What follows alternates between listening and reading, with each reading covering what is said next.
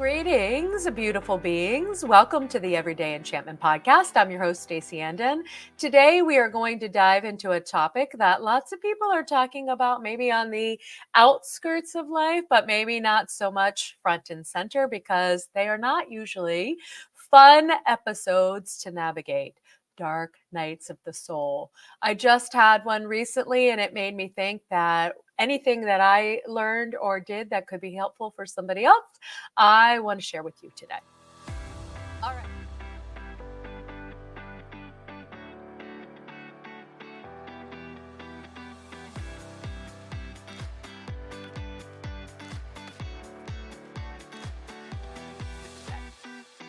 All right, so let's dive in because maybe you have no idea what a dark night of the soul is, or you've had them and you've never called it that, or maybe you've heard the term all over the place. To me, a dark night in the soul is a space where you feel completely untethered to who you have been, who you are, the world around you. It can be catapulted by a particular life event. Like for me, recently, it was about some physical things going on in my body that were uncertain, scary, unknown, all of that. And I didn't feel well. I didn't feel hopeful. I felt lots of despair. And I just felt like my world was crumbling around me. So, a dark night of the soul, sure, could be one night, right? I have had an instance or two in my life where one 24-hour period, everything kind of melted down, including myself. And then I woke up on the other side and felt really, really clear and really, really grounded again. And something just wanted to be felt and seen and heard, and it wasn't largely impacting my life for a long period of time. However, I just mentioned this dark night of the soul on my Facebook group on a post, and somebody said it feels like the dark night of summer, like all summer long, we've been having these periods where everything feels up, down, left, right, backwards, you name it.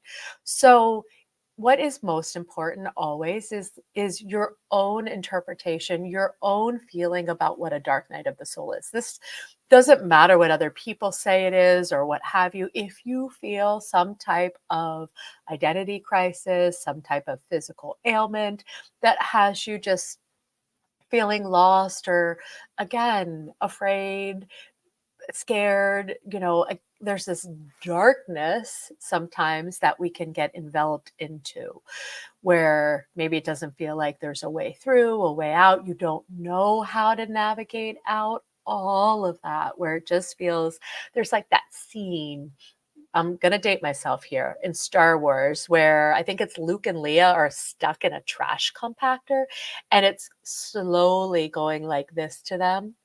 That's when you feel that, when you just feel like life or your soul or whatever it is, your joy is just getting kind of crushed, maybe very slowly, incrementally. There you go. You're on you're on to that actual or that the experience of that. Or maybe you have another way of describing it. That's always just come to mind when I think about dark nights. And again, sometimes it's an entire summer. So this is a slow crush, or sometimes, again, it's a faster in the period of a day or two. When you lose faith, when you get to a place where you don't know what to do, most of us want to fix that uncomfortable space immediately. What do? We look for answers. We try to figure out how to manage, figure it out, fix it. We go to other people, right? We can crowdsource. What do I do? Have somebody tell me what to do. All of those things. We can go to whatever our comforts are.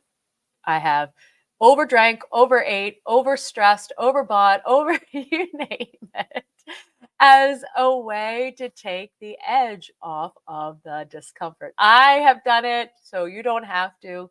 However, I have a feeling you're saying that again. It's a human quality. We want to numb out. We don't want to be in any pain or discomfort. We believe that the breaking is going to break us, which it is breaking us. So let's not sugarcoat and skip over the fact that a break feels really like a break. And when you are in it, so often it's really hard to see that this is impermanent, permanent, right? Like transitory, that it's going to move through. It feels all consuming. It feels like you're in a blanket being suffocated, and it's just like going tighter and tighter around your neck. So, in a moment like that, and I've had moments like this recently, take a pause. Instead of doing any of those things I just mentioned, let it be for a bit. I know it's not the easiest thing to just take a break when you're in the middle of this. It is absolutely our nature to want to rush into some type of solution or jump into it as a way to navigate ourselves out. I'm going to tell you, stay in it, let it linger a little bit, and really allow yourself, what are the feelings you're most afraid are coming up? What are the truths you're most afraid, right?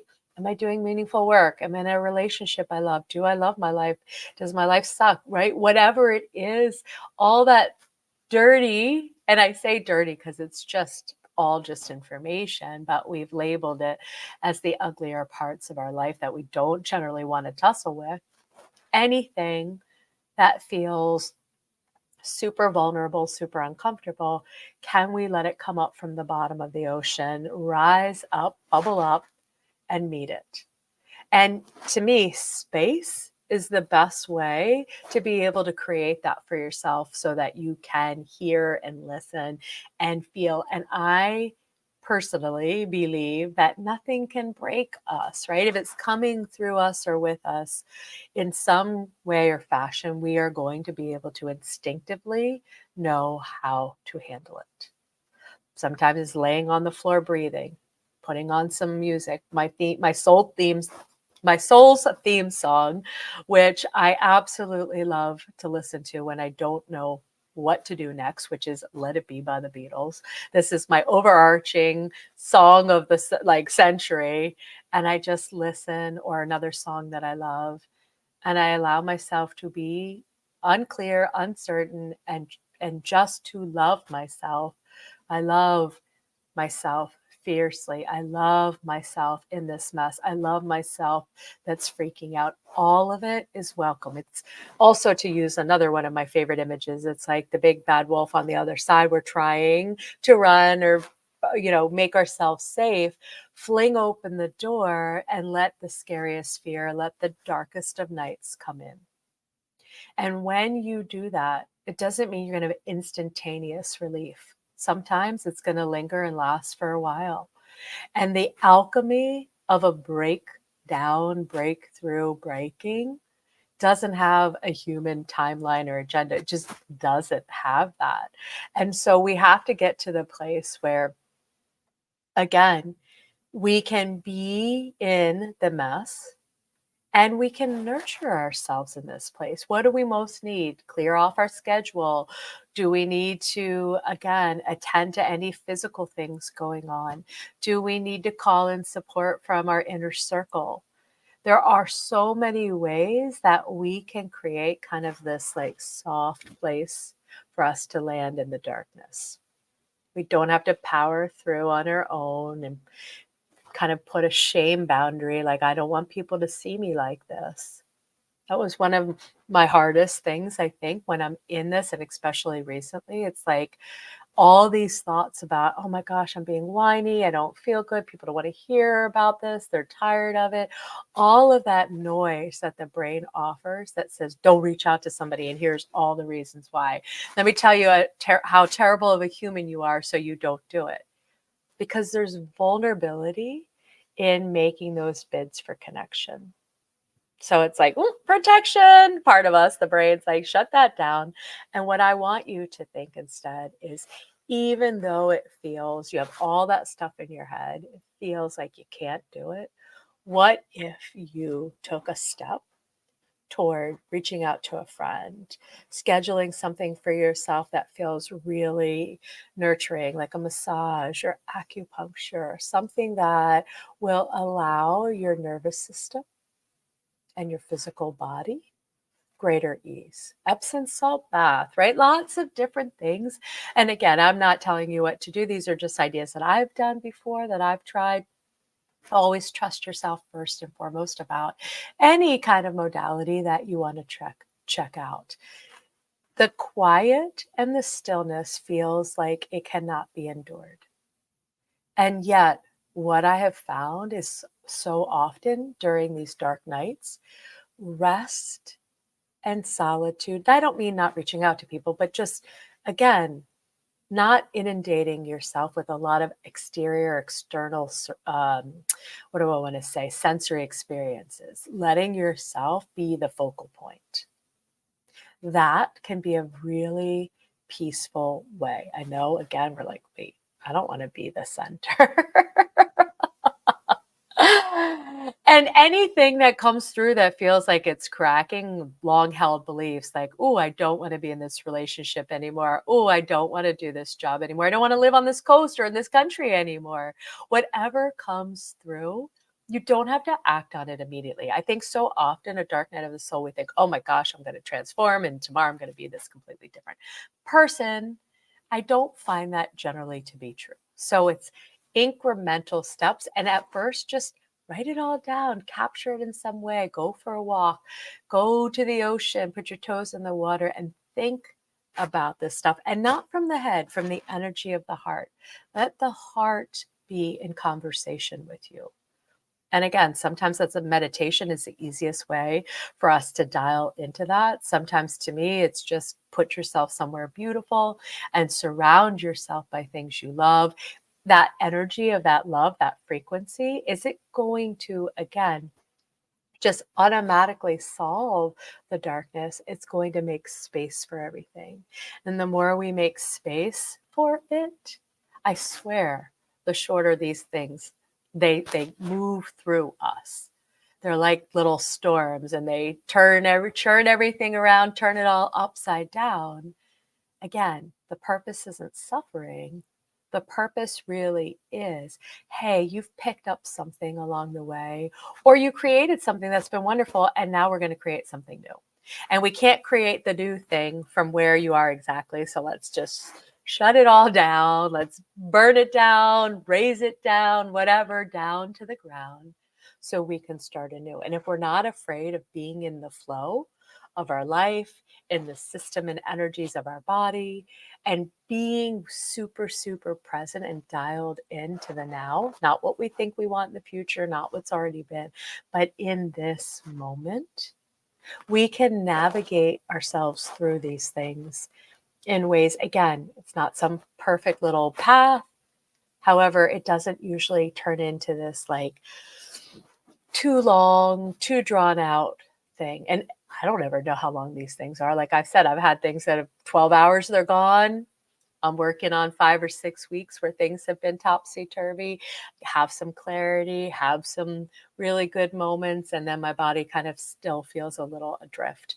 And when we go through periods of change, when we make big declarations, beginning of this year, I made this big declaration to myself that I'm retiring from a conventional life. Well, guess what? In order to do that, you're going to have to break some conventions, which could have to do with how you eat, how you sleep, how you play, how you work, how you do all of the things in your life. So maybe they don't all come at once, but you have a series of events or things, catalysts, or maybe one day you're just in a funk for a while. And so whatever that is, again, your rhythm is yours. It could be way different than mine. If you're saying, Stacey, none of this resonates, I always say, trust your own self, always over me or anybody else. I don't care who says what. You know you best. And it doesn't even have to be labeled as anything. Hey, I'm in this period with myself. I'm feeling kind of wonky. What's the best next thing to do to, again, offer myself love and compassion, lots of grace, lots of space. Space is the antithesis of trying to numb it out, right? Or not trying to feel it. Because when we give ourselves space, we're welcoming in, we're opening the door to the wolf. We are saying, yes, we're putting a pause on the compactor in the Star Wars scene and saying, okay, breathe. Take a nice deep breath in. Take a nice deep breath out. What is true in this moment? Maybe nothing feels true. Maybe nothing comes. Okay. Take a breath in. Take a breath out. I don't need to know in order to be okay in this moment. Blankets, showers, baths, nourishing food that's very simple. I find when you're in these spaces, the more you can simplify, again, less noise, less distractions, less clutter. Maybe a couple weeks ago, I organized my hall closet. I didn't even feel that well, but it was like something needs to be reorganized, and this I can work and put some attention to. And it felt so good on the other side. And again, all of that is part of the process. So you might find yourself loving something you hated or doing something, right, that or something you normally do isn't working as well. Like being open to being different in this space, because that's the creation energy, right? Chaos and creation comes through destruction in ways that are not typical, regular, familiar. You fill in the blank. All right. Hopefully some of that was helpful, but I want to drill it down a little bit. So dark nights of the soul, don't worry about labeling them. If you feel wonky or funky or things feel untethered for you, giving yourself lots of space. Again, clearing things, allowing yourself not to have so much around you that kind of contributes to feeling way off. Giving yourself things that are nurturing and loving that might be different than what you normally do. And maybe nothing's working, and that's okay too. Asking for support and help and guidance during these times. Sometimes they're really clear and it comes through, and other times not so much. So again, just trusting you're never alone and you're not going to just be left out there in the nothingness and the darkness to just survive. You will navigate yourself through. What are the truths and feelings underneath whatever's going on? Is there something scary I don't want to say and I don't want to feel? Is there something that maybe I'm pondering a change, or something that is maybe pondering changing with me, right? Like maybe it wasn't something that I necessarily said, "Oh yeah, I'm ready." It was like, "Oh no, you're ready. Let's play with this and see what happens." So again, whatever you're thinking, whatever's coming through you, giving your space or giving yourself a gap to be like, oh, that's so interesting. That's what's coming through right now. When you create gaps like that in the spaciousness and the asking, right? All of that allows for you to be whatever it is in the moment without the shame and the judgment. And if it shows up, then you just love that part that's judging and shameful, and you don't exclude them, and you let them sit with you too.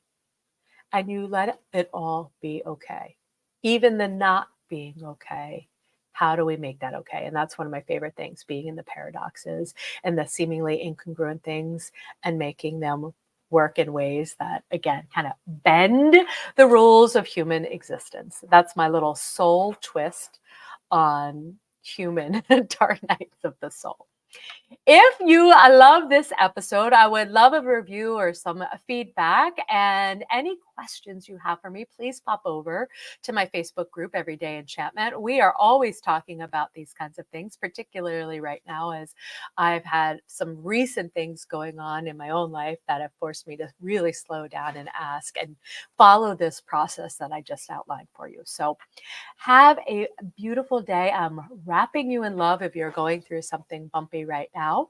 And if you want, pop on over to my website and join me in a leap of faith, some coaching, some supportive, my map makers program coming up, all the things that you can do to get support as you navigate. You don't have to do it alone, as I said.